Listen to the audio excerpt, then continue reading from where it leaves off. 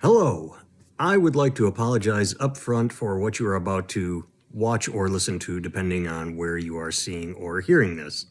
Jake and I have been going through YouTube to record the podcast, and YouTube is a shit show. That's all there is to it. We see and hear one another clearly, as you will hear multiple times during this podcast. It's just that as we broadcast, YouTube fucks it up and makes it glitchy. Again, as we are watching one another, there is no lag, there is no delay, there is no stutter, yet the people out in the ether, and when I view the playback, all we see is shit. So it's a problem we're working on. I thank you for your patience, and I apologize for YouTube being so shitty. Okay, that's enough bleed, because every time I say Idiots on Parade, the Too Ugly for TV podcast right away, the recording cuts it off. But we mock the news so you don't have to. Yes, I am Nathan Timmel, stand-up comedian in Iowa City. With me as always is Jake Vevra, stand-up comedian in New York City. Hello, Jake. I'm not gonna lie, it's fucking horrible. I am in what the kids call immense fucking pain. I jacked my back on Wednesday, and it is not getting better. We're 2 days later. I've been doing nothing but eating ibuprofen like it's candy. I've been alternating heat and ice. Every day I wake up and it feels like everything says, a back injury, you rest it. So during the day when I get a little movement, it feels better. But at night, it just fucking locks up and all the muscles tense up and I have to get them loose again. But yeah, I am. Oh, I didn't twist it. I was deadlifting at the gym, and I lifted a amount I'd lifted a million times before. It wasn't like I said, yeah, I'm going up to 5,000 pounds and cranked it. I just did like I always do, except this time when I went up, I felt it go. Like I went back for a second one. I'm like, oh, is that? And I'm like, nope, I'm done. That's it. I'm done. And since then it's been so. Doesn't really hurt at the time, but somehow you just kind of know. And then like a day later, it's fucked. I heard it was not that bad. Like it's getting progressively worse, I would say. I mean, it's the more it, and I think I fucked up the day I heard it. What happened was I knew that something was wrong. So we have one of those, I guess, sharper image, but a back chair that you plug in and has little rollers and heat, a massage chair. You're supposed to ice it first. So what I did is I had the back injury and then I just rolled the muscle and heated it up. And that might not have been the thing to do. I got it really bad one day. The last couple bad back ones I had weren't even lifting heavy stuff. It was just, you know what it is I'll wake up in the morning, and if I try to just kind of bend down and pick up something small, but I haven't like stretched or whatever, or just not even necessarily stretched, but just been awake long enough to where the back just kind of, I don't know, sets itself, does whatever those fucking little spine columns, vertebrae, I think they call them, whatever the hell that needs to happen, just doesn't happen. And then I pick something up, just twist a little funny, and then boom. This is Luda Jesus, or Jesus said sup. Hey, we're talking about how my bad back, I threw my back, I wrenched it doing deadlifts. My son and my puppy, our dog, my son wakes up like, hey, buddy, time to get for school. He goes, hold on, I got to stretch. And the first thing he does is stretch. And the puppy, the dog, the first thing gets up, jumps out of bed and does downward dog. And I'm like, that's just smart. I got to get up and stretch because I am, yeah. Oh, Foodie retracted don't ever retract a message. You get to say whatever you want to us here. You can insult me for being a back pussy if you want. But yeah. Putting Kanye West lyrics the entire time, the recent stuff, Area. Well, or no, that was yours. I'm going to push that off on Jake. Oh, I thought Jake put a food recipe out there. I was like, dude, I want to hear this. Trying to learn English, but unable to understand our accent. We don't have accents. We're both from the Midwest. We have the Midwest accent, which is what they used to teach news anchors. They used to teach news anchors the Midwest accent because not even in Boston. When I lived in Boston, they would farm out the news anchor jobs to others because nobody wants to tune in like, hey, it's going to be really cold today in the Harvard Yard. Nobody wants to listen to. So you can't understand our accents. You're fucked. You don't want that. Titus says, "Hey, buddy." Front says, "You listen to Lorna Shore while deadlifting. You shouldn't be in this situation." Is Lorna Shore? Is that a joke I don't get, or is that an actual like someone that could teach me how to weightlift? I don't know who she is, man. Maybe she's some weightlifting guru, gonna keep you from fucking your back up there. I spelled it wrong. I'm from the Midwest. I think I have a slight accent. Like people back when I lived in Iowa would ask me where my from, and now people still ask me where my accent from. I think I have a mild speech impediment that was never diagnosed. I think I just heavily tattooed death metal. So I should have been getting my aggression on. Is what he's saying. Like lift that fucking weight. Ah, that would have. Hello. Lift with your legs, not your back. And the graphic, but yeah, it's a band. All right, let's get into the news. First story I have. There's the very first story. All right, when Trump was elected, people were saying, "Oh, it's going to be like The Handmaid's Tale," and the counter argument was that, "Oh, you're just being, you're over the top." Well, we actually have it happening now. The Roe versus Wade was overturned a while ago, but now we have a woman in a coma in Georgia. She was. She has spent over 3 months on life support, not for her own survival, but to sustain her pregnancy. What did it say? She's brain dead. Oh, there was in here. I think it was like 9 weeks pregnant, and they're like, "Oh, gotta keep her on." It's Terry Schiavo all over again. Gotta keep her on life support just so she can have the baby. 6 weeks, 6 weeks, just 6 weeks. So 6 weeks is under some of the most strict anti-abortion laws. They're like, after 6 weeks, nope, you got to carry it to term. So it was just at the limit. But yeah, and apparently this was in a Handmaid's episode where they kept a comatose woman alive just to build up the population. We're there. Art and life have commingled.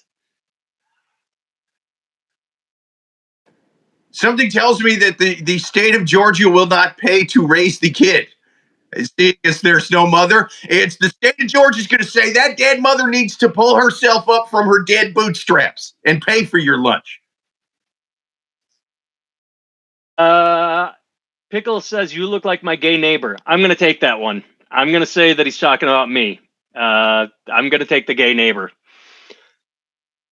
That's a compliment compared to what Alex in the chat called. Yeah, thanks. Yeah, I get it. You. Well, Michael added feta cheese to the recipe and didn't get diarrhea, I think, so we're good. Oh, Todd, we are in the Zardoz timeline, and not even a Sean Connery looked good in a red diaper. Is that a Highlander reference? Now I don't know. It was a sci-fi movie that Sean Connery did. It was a really bad movie. He had like if I remember right, he had a ponytail, but he had this weird red diaper thing. He was like on another planet or something. I don't know that I've ever seen the movie, but either way,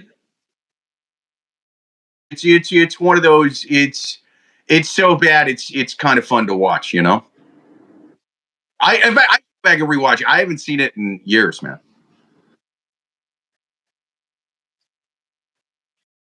Not just a tragedy, it's a chilling glimpse into what life under abortion bans can look like. Her mother, a grief-stricken figure caught in a legal maze, is left not only mourning her daughter, but waiting in limbo for the birth of a grandchild under harrowing circumstances. How? I can't even imagine. Like your daughter is brain dead. She's just hooked to life support just to keep your grandchild alive, which is, I mean, I got nothing. I got nothing. I want them again. They're not gonna pay to raise a kid. You know, it's ridiculous, man. It's just I guess my problem is this goes back to what you and I have talked about. It's the far right not having any wiggle room. If they would give out the Plan B pill, the morning after pill, just to everybody, we wouldn't be in this situation. If they could just say, "Hey, these little cells aren't babies," say, "Fine, we're going to ban all abortion. We will ban abortion 100%." But the Plan B is not an abortion because it's not a fetus yet. Then everyone should be happy, but they can't even go with that. Yeah. Oh, Pickle said, I seen the dude on the right going down on a guy in the park the other day. How dare you? It was dark out there. No one was supposed to see that. Of gay, let's jump to the next story. Oh, that's the wrong one. There it is. Billionaire David Geffen, age 82, files for divorce from go-go dancer husband 32 without prenup. Okay, first of all, let's just do the math there. 32, 42, 52, 62, 72, 82. That's a 50-year difference right there. You think the go-go dancer was marrying him for his looks or love, or do you think it was something else? This guy, I mean, marrying somebody less than half your age with no prenup, that's normally a straight guy thing. This guy's breaking the glass ceiling with that bullshit. You know what I mean? Right before June, too. I'm proud of this guy. 2023, so they made it 2 years. When did they meet? It doesn't have a meet here. Here's the problem. So they met. God damn it. They married. Fuck when they met. They married in 2023, and the two did not sign a prenup. Pretty sure that David Geffen was a multi-billionaire before 2023. I don't know jack shit about divorce law, but don't you have to be a part of the wealth accumulation to get half? You just don't marry a billionaire for 2 years and then say, "Hey, I'm used to this lifestyle. I get half." I'm sure he'll get a couple $1 million payout, even 10, but you don't get to say, "Hey, I was married to this guy who already had all his wealth. I married him for 2 years. Now I get a ton of money. I'm going to court." Even Costner's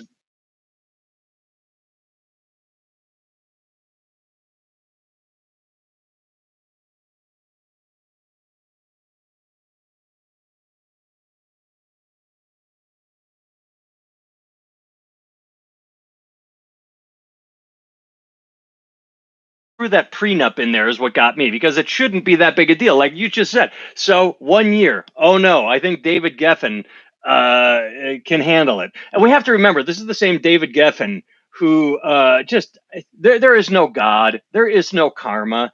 This is a guy that during COVID posted from his, where do I have it, $590 million yacht. Hey, I hope everyone's.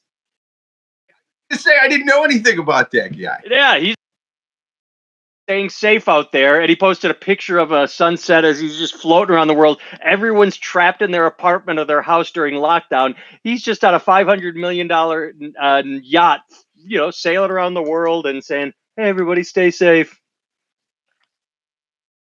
Now ex-husband who posted that. I'll bet he posted that, and David Geffen was like, "What are you doing? This is going to look bad." The whole world little apartments.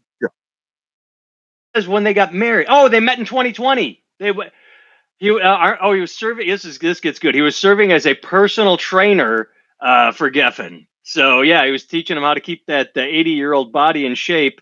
And then they got married, and now they're getting divorced. Oh, love is sad. So 2020 could have been during COVID. He could have posted that. It could have been playing the long game. If only David would have talked to like one of his like straight billionaire friends and been like, "Hey man, I'm marrying somebody half my age. How does this normally go when you guys do it? Should I get some paperwork? Should I get some lawyers involved?" How the article did you read? Whole thing. I mean, I don't know if I caught word. Well, here's his former girlfriend revealed she only knew him to date other women.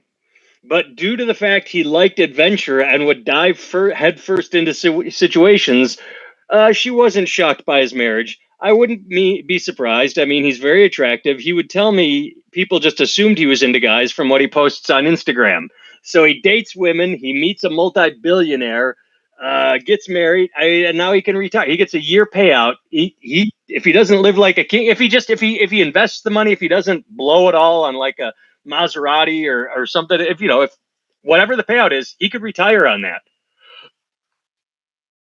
It's both ways, whatever. I know I am married to a woman. Despite what the comments have said, I did not blow a guy in the park. However, if a guy in the park has $6 billion, I will leave my wife and kids right now. I don't think you really need to be into $6 billion. Should stream in 720p. What are we in right now, Sophie and Ken? Because a quick side note, we were talking before we started casting. We've been having incredible problems with the rebroadcast, the download. So Jake just disappeared and he's back. I change it, but all I do is turn my camera off. I guess I'll look into it, but every week I see Jake nonstop. He does not video. There are all sorts of breaks, and it's on both of us. So why the fuck do we see it live without problem? And it's okay. So Todd says it's stuttering.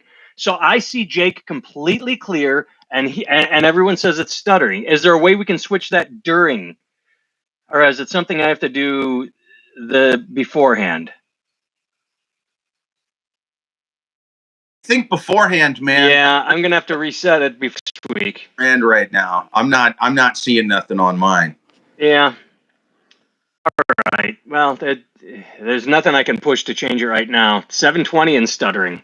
Well, maybe see. God damn it! I can see Jake completely clear next week. So I don't know what to say. I really don't. We thought we had this solved because Zoom was fucking up so bad, and yeah. Casting on the cell phone instead of the Wi-Fi. So I guess next time we'll try to see if maybe it's meeting. I don't know. The YouTube thing, because I hear no stutter from Jake. Jake hears nothing from me, and yet it's going out live. No buffering issues on my end. You said you could see frozen. Yeah, Jake has not frozen once for me. Hey Joyce, how are you? We're dealing with technical difficulties. This has got to be a YouTube thing. All right, I will make a note next week to try and drop it down to 720 because maybe with maybe it's crunching too hard to go out in 1080. It's the software that allows you both on the screen. Todd says our stuttering adds to the ambience. All right. Yeah, you both stutter pretty bad. Fuck. God damn it. This fucking setup. It's kind of auto-tune remix. My camera off on X. I'm just pushing buttons to see if there's any setting.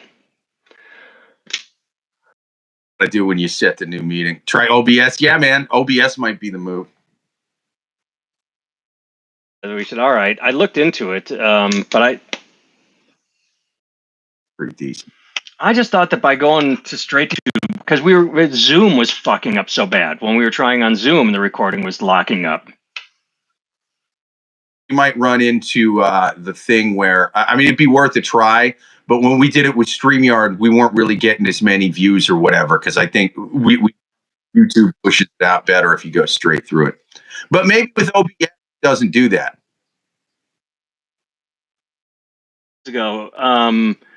We went through StreamYard and it didn't lock up and we were able to hook our mics up, so we sounded good. The problem was YouTube got pissed at us and dropped us out of every feed.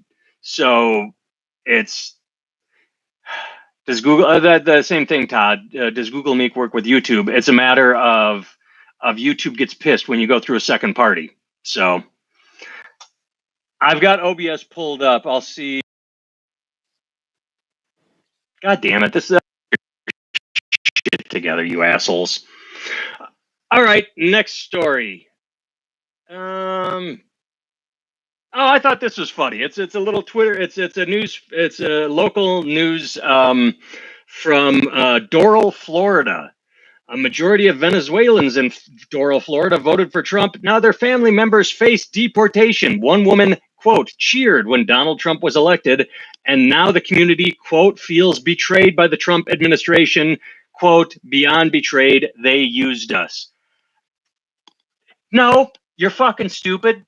You're completely fucking stupid. Didn't betray you. Told you up front that you were all getting deported. You are stupid. Unless maybe Marco Rubio did the translating and left some shit out. That's the only excuse I'm taking on this, because he was pretty adamant about this. He was gonna fucking deport everybody, man. That was his. It was pretty much his platform. The border, and tariffs. So a couple weeks ago, we talked about small business people who were losing they were going out of business because they couldn't afford the tariffs. They're saying, you're killing us. I voted for you. And now we've got, you're fucking stupid. You don't get to feel betrayed. You are stupid. End of story, full stop. And look, if it was somebody from Greenland who voted for Trump, who's like, I didn't expect all this anti-Greenland talk, however they talk up there. It's like, yeah, fine. That kind of surprised everybody. Even the most lefty dudes who were warning that Trump was going to be terrible. If you would have said to them, yeah, and I'll bet he's going to try to take Greenland, they'd be like, oh, come on, that's alarmist talk. That's ridiculous. No one's talked about Greenland in a political speech since, I don't know, the 1800s here. No way. The Panama Canal back. What happened to invading Panama? I mean, promise not kept. He's a busy man. Well, still, I hope whenever he 2022 that they say Donald Trump promised us the Panama Canal. Where was the invasion? About the Panama Canal for like a month, and then just hasn't spoken about it since then. Podcast, and we can get him frisky again. Yo. All right. A couple weeks ago, and I delved into the world of contemporary art, and we're doing it again. Italian artist sold an invisible sculpture at auction for $18,300. In 2021, this is an older story, but it just popped up again because the dateline is in 2021, Italian artist Salvatore Garau sold an invisible sculpture for €13,000, providing the buyer with a certificate of authenticity to confirm its existence. Go fuck yourself, art world. Go fuck yourself. Oh my God. This is like that crypto asshole that bought the banana taped to a wall for $6 million and then ate it. If you have $6 million to buy a banana, you should have all your money taken away. If you have $18,000 to buy air, you should have all your money taken away. The number. The most curious thing about this to me is the number, because 18,000. How much did it say it went for? It went for like 18,000 and something, right?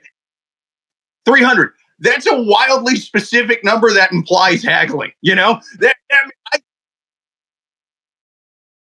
so 13,000 is an even number. It was an even number. Even 13. You know what I mean? It's not that even of a number, man. It feels like the artist wanted 15 or 20, and the guy paying was like, come on, 15, 20. I mean, maybe if it was physically real, I would do that. But come on, I'll give you 10. And they went back and forth and landed on €13. The article, I kind of skimmed this one.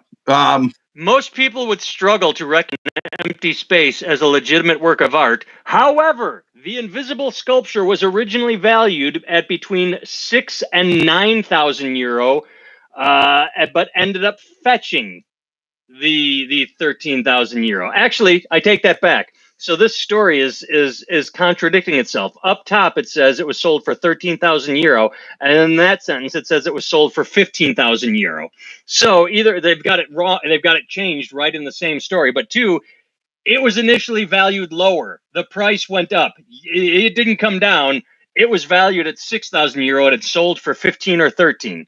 But most people struggle to I'm struggling to recognize an empty space. But according to the artist, he explains, quote, when I decide to exhibit an immaterial sculpture in a given space, that space will concentrate a certain amount and density of thoughts at a precise point, creating a sculpture that, from my title, will only take the most varied forms. Go fuck yourself, art world. I do like that guys were apparently auctioning. So there was a trade war happening here. There was a bidding war, rather. That means there was multiple guys going, yeah, I'll do 11. This is a steal. I'll do it. And then it got up near 12, 13. And one guy was just sitting there going, I want to go more than 13. But my wife told me if I spend more than 13 grand on a sculpture that's not real, she'll fucking kill me. The dumb bitch doesn't know anything about art, to be fair, but I just don't want to hear her nagging me when I get home, when I've spent 14 grand plus on a thing that doesn't exist. He carried home in a Ziploc bag. He brings on the Ziploc bag like, honey, watch, it's going to inflate. Takes up the whole room. This isn't the first time he's presented invisible works. In February 2021, he showcased Buddha in contemplation. The invisible sculpture was marked only by a square of tape on a cobblestone path. Why aren't we doing this, Jake? Why are we podcasting from our basement and apartment? Why aren't we just, fucking selling air for $18,000? Dating apps, I would list that I had a 9-inch dick, and then I tell them that the further 5 inches are invisible. That's kind of, I used to do this guy's same move. Printing copy of it right now. Nice.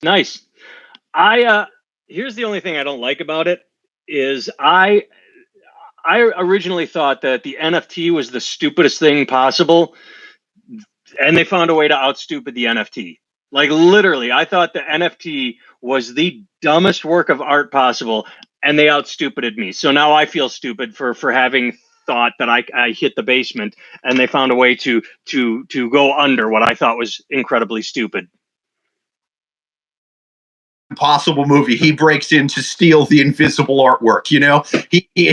He comes down from the ceiling with those crazy cables, and then boom, takes the invisible thing out of there. And then the guy wakes up in the morning. He's like, "Oh my God, there's nothing here. What happened to my invisible sculpture? How did they break in here? I had state-of-the-art security on it." Not good. 3 hours long and just boring. A big sequel guy. I'm tired of sequel. It's not that no sequels are ever any good. It's just, for the most part, we've seen the fucking movie, just making the movies. It's like Bond. It's a different adventure, but I think this makes Jurassic Park 7 this year. Like, don't need. I'm going to take a wild guess and say they're having trouble with the cages still, keeping him in the cage. What do we see in the movie? Stop it. Jurassic Park wasn't good, and so nope. I saw it in the theater, hated it. Did not see it again until I had kids. They watched it a couple months ago. I'm like, this is objectively bad. Like, it's bad. It is not a good movie. I'm a little bit younger, despite the way my face looks, and I saw that. I'm telling you, I was in like the, I don't know, 3rd, 4th grade or whatever. Saw it in the theater, fucking loved it. It's one of those, if you were a kid when it came out, it's the shit, But the second one. Now that he said that. Oh yeah, I look like I could be your. I look like I could play your principal in a fucking high school movie. Actually, a story. This is an update. We talked about the racist woman in Minnesota who dropped the N-bomb on a child and raised over $700,000 because now I knew that she wasn't using The fuck doing comedy. We got to sell invisible art and yell racial slurs to kids in videos. Apparently, Tagam is loyal, and it's too stuttery for him. Yeah, that. Fuck you, YouTube. Fuck you, YouTube.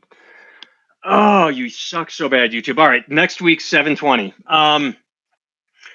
Anyway, I knew it wasn't GoFundMe because GoFundMe they cancel fundraisers all the time if it doesn't match their criteria. But so we have to pause. Get tired of liars is saying maybe whoever is not talking, if we talk over each other, it fucks us up. GiveSendGo. I had never heard of GiveSendGo until the Minneapolis woman. Well, guess what? It's a Christian fundraising site. It's specifically launched to be the Christian alternative to Kickstarter or GoFundMe, and that's of course why it raises money for Kyle Rittenhouse or a racist woman, or the founders perceived GoFundMe to have an anti-Christian bias, or they actually had morals, they had dignity, unlike this, who obviously has a relationship to right-wing extremism. They had hosted over 230 fundraising campaigns tied to extremist groups and causes. Yeah, it's not Christian. I'm wondering if the organization itself is really like a super religious organization, or if they're just kind of labeling themselves as such to kind of just skirt maybe tax laws, maybe censorship laws, something like that. You know what I mean? Like, oh, well, this is a religious organization, so if you shut us down, you're like trampling on our freedom of religion. Maybe that's kind of the angle they're going. Because I say that because it claims to be a Christian organization. I have a GoFundMe on there to buy invisible sculptures for Hamas, and it's raised over 13,000 euros so far. So that means the Hamas tunnels are going to be decorated with multiple invisible sculptures by the time I'm done with it.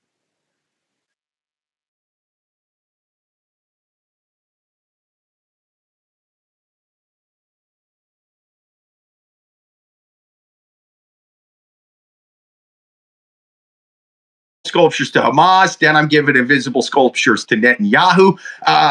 If I keep making money on this, I'll give invisible sculptures to Pakistan and India. I'll heal the world with these stupid things.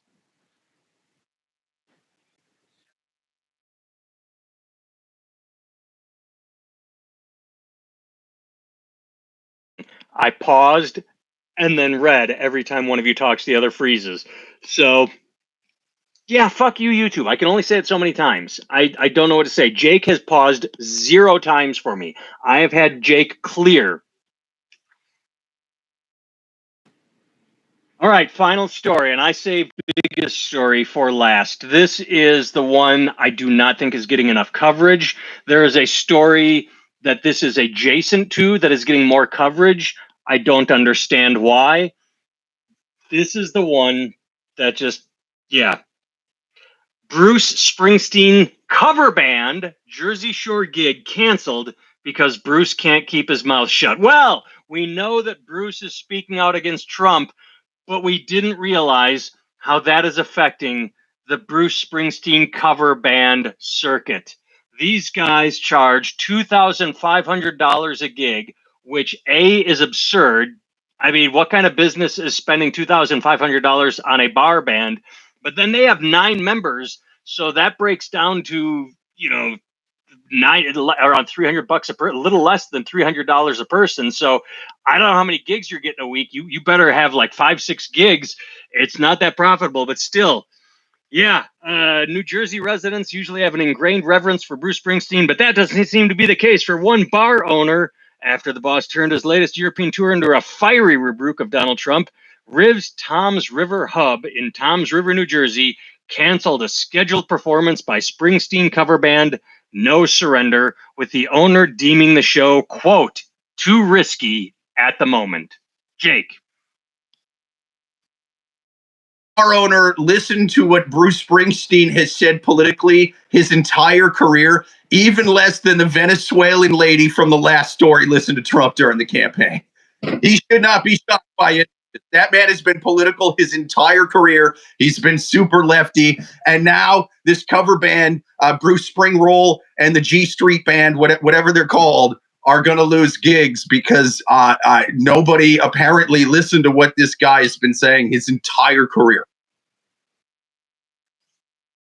I can remember the last time I heard Bruce Springsteen get political. It was, every election cycle. Every single election cycle, he has spoken out in favor of Democratic politicians.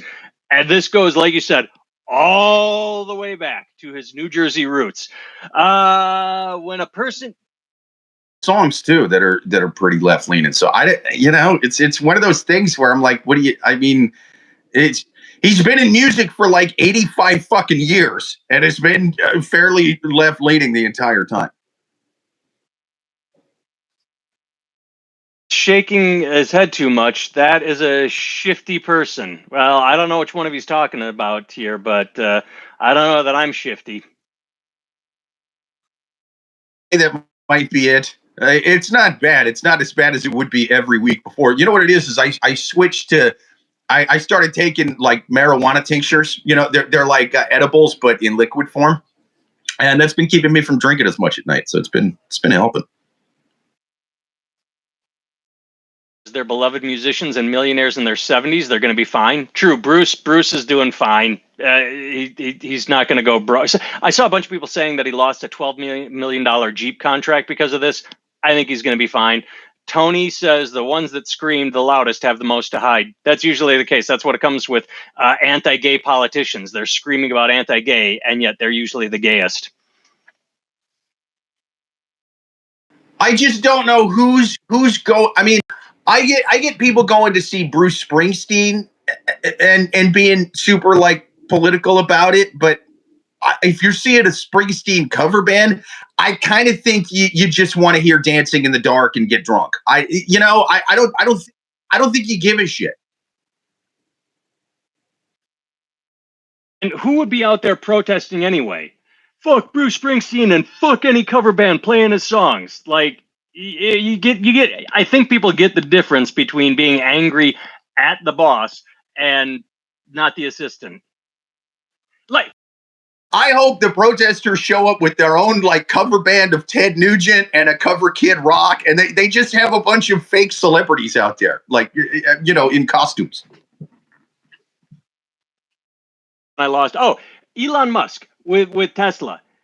You didn't hear about any assistant manager getting harassed or, like protested out in front of their house, or, they were protesting dealerships, but I don't remember them throwing eggs at employees or telling them to fuck off. Do you?